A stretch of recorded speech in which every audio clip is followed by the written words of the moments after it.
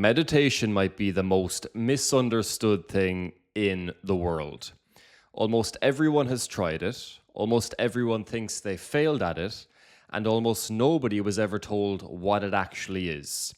By the end of this video, you'll know exactly what it is, why it probably hasn't worked for you before, what to expect from it, and what doing it right actually looks like. Most people have no idea if they're doing it right, and this might be why you're watching this video. With almost everything else in your life, you know if you're doing it right. So in the gym, the weights go up. At work, the results come in. But with meditation, you sit down, close your eyes, and nothing tells you if you're doing it correctly. There is no scoreboard, there is no feedback. So your mind then wanders and you assume you're bad at it. And after a week or two, you conclude that it just doesn't work for you. But the thing is, you were never failing. You just had the wrong idea of what success even looks like when it comes to meditation. When most people hear the word meditation, the same picture shows up. A monk on a mountain, cross-legged, perfectly serene, with their mind completely still. And because that's the image, people assume that's the goal. So they sit down expecting instant inner silence, and when their mind is loud and busy instead, they think they're doing it wrong. But meditation is not reserved for monks, obviously. It's something anyone can do anywhere, including you. That one image has put more people off meditation than anything else. It's just awareness. At its core, meditation is just awareness. That's the whole essence of it. Meditation means you know what you're thinking. You know what you're feeling. You know what's going on around you right now. And that's it. You don't have to empty your mind. You don't have to reach for some blissful state. As long as you're aware of something and you keep coming back to that awareness each time you get distracted, you are meditating. We've wrapped it in so much mystic that the simple version sounds too easy to be true. It's the opposite of where you usually live. Meditation is the opposite of the two places your mind spends almost all of its time: reminiscing about the past and projecting into the future. Replaying something that already happened or rehearsing something that hasn't happened yet and will probably never happen. Think about how little of your day you actually spend in the present moment.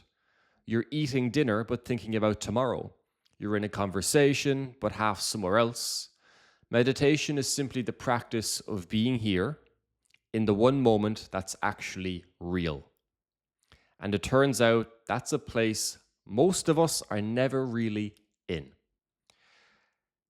Now, this might be a bit hard to take, but it's the reality. You and I and everybody else, we are all addicted to thinking. I mean, try it right now.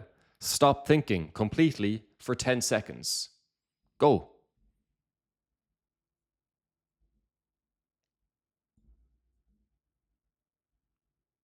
That's 10 seconds. Quite embarrassing. Not embarrassing, but I can only get 3 seconds up on my hands, hence why my fingers were going a bit all over the place, but that was 10 seconds. Did you have no thoughts? Probably not. You probably did have thoughts come into your mind. Okay. So unless you've practiced this for years, thoughts pushed their way in almost immediately into your head. You can't actually not think. The thinking just happens to you all day long, whether you want it or not. And that's not a flaw in you. That's in every human being. Right now, you are not running your mind. It's running you. Your mind should be a slave to you. It should be a tool to you. But for most people, it is their master. But your mind shouldn't be your master. Most of it isn't helping you either. We tell ourselves all this thinking is useful, that we need it. But sit down for 5 minutes with a pen and write down every thought you have, and most people are shocked by the result.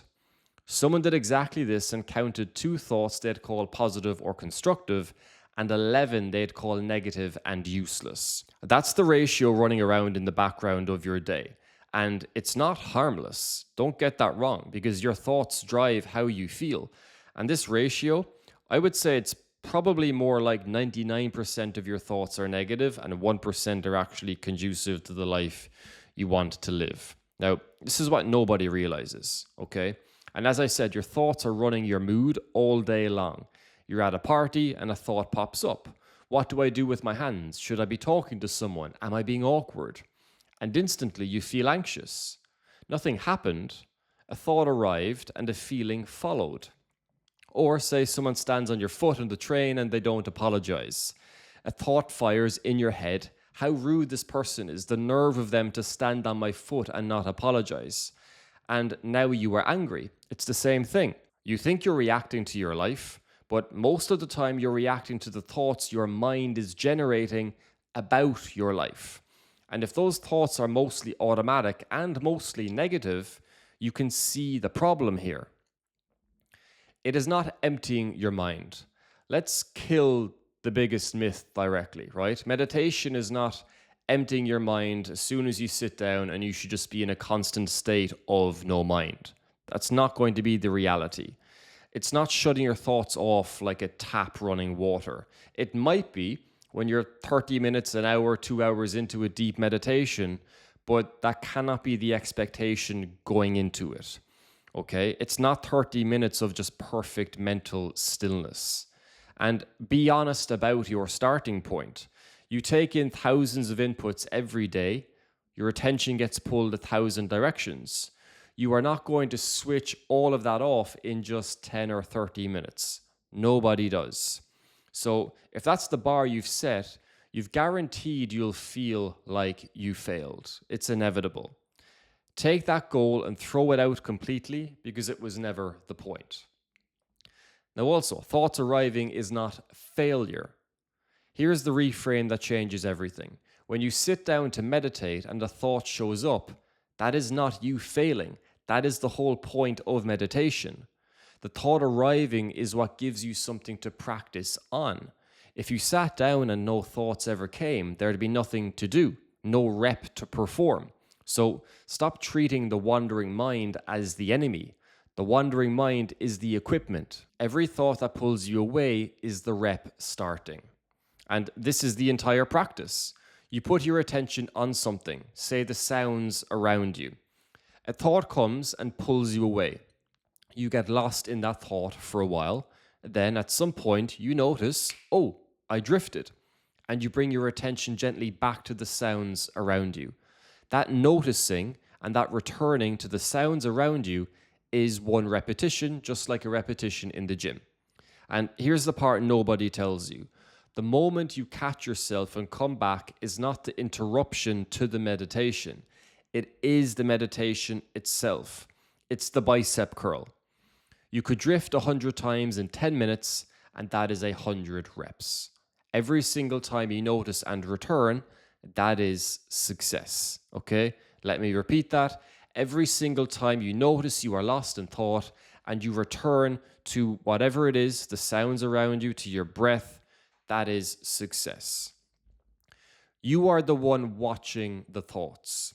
Something quietly profound happens the more you do this. Right now, most people feel like they live just behind their face. A little passenger inside the head, completely tangled up with every thought that goes by. There's no gap between you and the thinking. You think you just are the thinking. But every time you notice a thought, instead of being swept away by it, you step back into the seat of the one who's watching, the seat of awareness, the seat of consciousness. You start to feel the difference between the thoughts and the you that notices them. You and the thoughts are two separate entities. You are not your thoughts. Thoughts come and go, just like a plane passes through the sky, and what comes and goes cannot be you. You are the sky. The sky is awareness. The thoughts are the planes that come and go, right? Now, do I need a cushion and do I need to sit in lotus position? Kind of a variation of cross-legged, if you're not familiar with what lotus position is. No, you do not need a cushion, incense, or your legs folded into a pretzel. You can just sit on a chair. You could go for a walk. You could be lying down. It doesn't matter. The ideal is sitting cross-legged on a cushion, but it is not a requirement. And the requirement myth is another reason people never start. Don't let the setup become the excuse. The posture is a detail, but the awareness to come back to whatever it is you have your focus on, the sounds around you, your breath, that is the thing that's most important. Now, what actually is required? Here's all you need. A reasonably straight spine. You do not want to be hunched over like this trying to meditate. You do want a nice straight spine, or if you're out for a walk, a nice, positive frame, a good posture, so that you are alert and not slumping into sleep. A relaxed body with as little tension as you can manage, and of course, stillness. Stillness is the quiet one. As you sit, you feel little urges to move, to maybe adjust your leg, to scratch your nose, to shift position. So if you can just notice the urge without acting on it, that noticing of the urge and choosing not to move is itself the practice. This is going to look a bit weird, but we see it all the time. People with their leg and they're going like that. They're sitting down, their leg is going crazy. If that's you, that's not ideal. It's typically a sign that someone isn't very regulated, perhaps. They're not very calm, right? And doing something like this, just sitting down and noticing your urges and noticing the want, the desire to move your leg like that, but not moving it, that is success. And that'll benefit you so much. I'm not going to digress here, but you get me. So straight spine, relaxed body, and stillness. Now, there are 3 simple places to start. You don't have to pick the perfect technique. Here are 3 doorways, and they all lead to the same room. 1, as I mentioned, listen to the sounds around you. Just let sound come to you. And when you drift, come back to the next sound. The second is to focus on your breath. Feel it go in, feel it go out. And when you drift, just come back to the next breath. And again, when I say when you drift, I'm just saying when you get lost in thoughts, when you find yourself thinking about dinner tonight, when you feel a need to itch, or you feel an urge to react to something. That's what I mean by drift. And thirdly, watch your thoughts from a step back. So like you're on a riverbank watching them flow past, instead of being in the water. Just watch your thoughts come and go, almost like you're in the third person perspective. There's no right or wrong here. Just pick whichever one you want to pick, right? Now, you get less hijacked. This is why you should do this. The first thing is control. When you've practiced noticing your thoughts, they stop automatically running you. The next time someone stands on your foot or a stressful thought fires, there's suddenly a tiny gap between the thought and your reaction. And it's in that gap you get to choose. You get less yanked around by every passing thought and feeling. Someone cuts you off, someone says something, and you're no longer instantly at the mercy of it. The thought still comes, but now you decide what to do with it because you are aware, you're conscious, you realize the thought is not you, and you get to decide whether you just react from emotion or respond from awareness, respond from perspective. You rejoin the real world. When you spend less time lost in your head, you spend more time actually here, right? People describe it the same way again and again. The trees look brighter. You notice the birds. You spot flowers on the ground you'd walk past 100 times. You become less involved with the noise in your head and more involved with your actual life, the one happening in front of you right now. So less time in your head, more time in your life. And the calmer you are, the clearer you think. It compounds in a way that touches everything. So the more you meditate, the more control you have over your state. The calmer you are, the clearer you think. The clearer you think, the better your decisions. The better your decisions, the better your life gets. This is why so many people at the top of the business world, like Naval, like Ray Dalio, these people meditate for 1 to 2 hours every single day and put a massive amount of their success, and success for them stemmed from judgment, from critical thinking, decision making. An awful lot of that came from meditation, the clarity they gained from that. Now, it's not only about being more productive or making more money if we're talking about the business world or your career. It's being able to switch off in the evening with your loved ones, being present at dinner instead of being physically there and mentally somewhere else entirely. The more you meditate, the more you'll actually truly be there energetically and emotionally with the people who matter to you, right? Being with the people in front of you instead of stuck in your own head. Now, oftentimes people will say, oh, well, I'm too busy for this. I don't have any time. If Ray Dalio, who manages the biggest hedge fund in the world, has time to meditate for over an hour a day, sorry, my friend, but you and I have at least 15 minutes somewhere throughout our day where we can also meditate. So it's not an objection. It's bollocks. It's bullshit.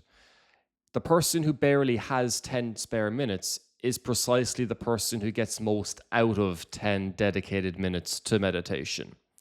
If your mind is that full and that fast, then you're the ideal candidate. Now, time isn't an issue, but what I'm saying here is even if you think it is an issue, then that's even more so a reason why you need to meditate. And you're not carving out time you'll never get back. A clearer, calmer mind makes the other 23 hours and 50 minutes of your day run better. So you don't meditate because you have time. You make time because it gives you the day back. Make it the same time every day. Here's how to make it actually stick rather than something you do twice and forget about. Attach it to a fixed point in your day. Morning, lunchtime, after work, before bed, it doesn't matter. What matters is that it's the same time, so it stops being a decision you have to make and becomes something you do, just like brushing your teeth in the morning. It becomes an automatic habit. Put it in your calendar like anything else that matters. Rhythm, then reps, then it's second nature. And consistency beats duration. 10 minutes daily beats an hour once every month. And it's not going to happen overnight, right? You're not just going to wake up a week after meditating and feel like you are the Buddha. It's probably not going to happen. So set the expectation honestly so you don't quit at the wrong moment. This is not an overnight switch. It works over days, weeks, months, years. It's a practice, a journey, like anything genuinely worth having. Some sessions will feel calm and clear. Others will feel busy and restless. That's completely normal, and a restless session where you kept coming back is still a good session. So what that means is a session where you're sitting down, you're meditating, and you're just being hammered with negative thoughts, but you have the awareness to come back to putting your attention on your breath or the sounds around you. Even though you're being hammered with thoughts for the majority of the session, it's still a good session. Don't judge the practice by a single sit, judge it over time. And other people will notice a change in you before you probably notice a change in yourself. Someone will say to you, God, you've been seeming really calm lately. Your performance is a lot cleaner. Your critical thinking seems to be better. Or maybe your partner, your kids, your wife, your husband, your parents will say to you, God, you seem really calm, really happy. And if you want it measurable, if you're the kind of person who needs proof you can actually see, there's a simple one. Check your resting heart rate before a session and again after it. Then track it over weeks and months. Any basic fitness tracker will show this to you. Most people watch that number quietly drift down over time, and that's your nervous system genuinely learning to settle. So I have a Whoop. I can see this clearly on my Whoop. When I go through weeks, months, years of meditation, I can see the moments where, yes, I was meditating because my resting heart rate is down here, and the time where I took off or I was just too lazy to do the meditation, my resting heart rate went back up here, right? So you don't have to take it on faith. You can actually watch it happen. And you already know enough to begin. So that's what meditation actually is. Awareness, being here, noticing when you've drifted and coming back. That's the whole thing.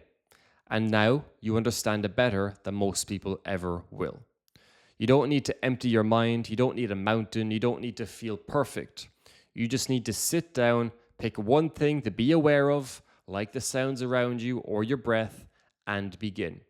10 minutes, one point of focus, start today. Now, I appreciate I've gone through this quickly, but if you do want to build this into your actual life, understanding what meditation is the first step. That's what we covered here. Amazing. But actually building it into your life in a structured, systemized way so it steadily improves both your career and your personal life, that's the next thing. So if that's what you're after, I've put together a full breakdown of exactly how to do that. I'll put that video up here. Click that next, and I will see you there.